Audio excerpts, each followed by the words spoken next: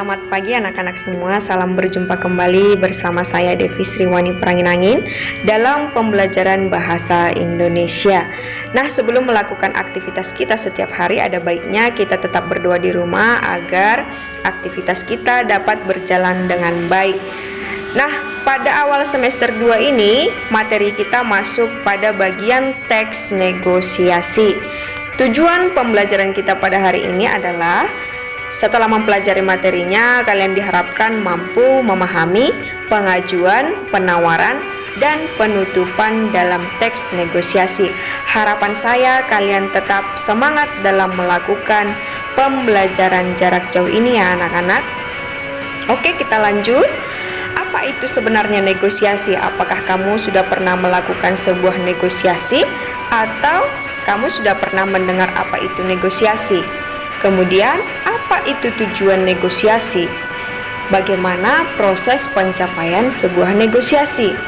Nah, pada dasarnya negosiasi ialah proses tawar-menawar dengan jalan berunding guna mencapai kesepakatan bersama antara pihak satu dengan pihak lain, baik itu kelompok maupun organisasi dengan organisasi lain.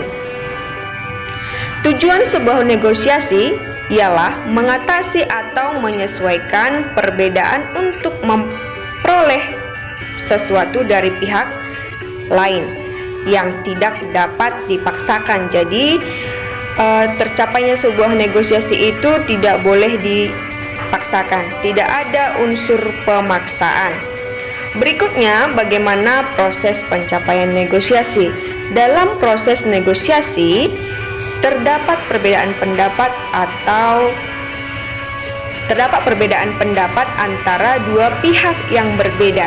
Namun, melalui jalan perundingan akan menghasilkan sebuah kesepakatan dan itulah pencapaian dari negosiasi.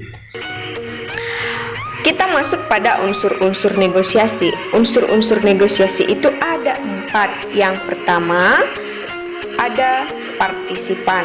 Biasanya pihak yang menyampaikan pengajuan dan pihak yang menawar pada beberapa negosiasi untuk memecahkan konflik atau pertikaian.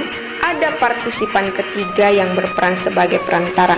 Jadi dalam sebuah negosiasi itu ada partisipan, yaitu partisipan sebagai pihak pengaju dan pihak penawar, dan juga ada pihak ketiga yang berperan sebagai perantara.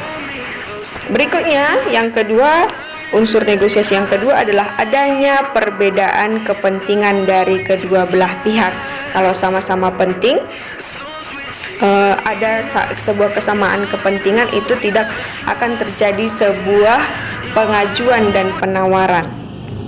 Nah, yang ketiga ada pengajuan dan penawaran. Jadi berhubungan dengan unsur yang kedua. Jadi kalau tidak ada perbedaan kepentingan, berarti tidak ada pengajuan dan penawaran kalau sama-sama setuju. Nah, itu maksudnya. Lalu yang keempat, ada kesepakatan sebagai hasil negosiasi. Nah, ketika tidak tercapai kesepakatan, berarti tidak terjadi sebuah negosiasi. Nah, saya rasa kalian sudah sering melakukan negosiasi dalam kehidupan sehari-hari. Ibu buat satu contoh ketika kamu membeli sebuah buku. Ketika kamu membeli sebuah buku, si penjual akan memberikan harga 50.000 misalnya, dan kecukupan uang kamu hanya sebesar harga 40.000. Nah, dari perbedaan harga itu kamu akan mengambil sebuah kesepakatan dari pihak penjual dan kamu sendiri sebagai pihak pembelinya untuk membuat kesepakatan harga. Nah, jadi ketika tidak terjadi kesepakatan harga dengan kesanggupan uang yang kamu buat dan juga harga yang diajukan oleh si penjual, maka tidak akan terjadi sebuah negosiasi jika tidak ada kesepakatan. Nah, seperti itulah dia contoh teks negosiasi.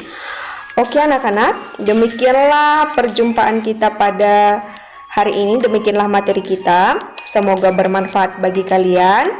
Untuk tugasnya silahkan kamu lihat di GCR. Untuk pertemuan selanjutnya kita akan bahas di kegiatan kedua dalam buku kamu. Silahkan kamu baca sebelum kita masuk pada materi itu agar kamu lebih memahaminya. Oke, sampai jumpa pada pertemuan berikutnya. Salam sehat, tetap semangat, selamat pagi.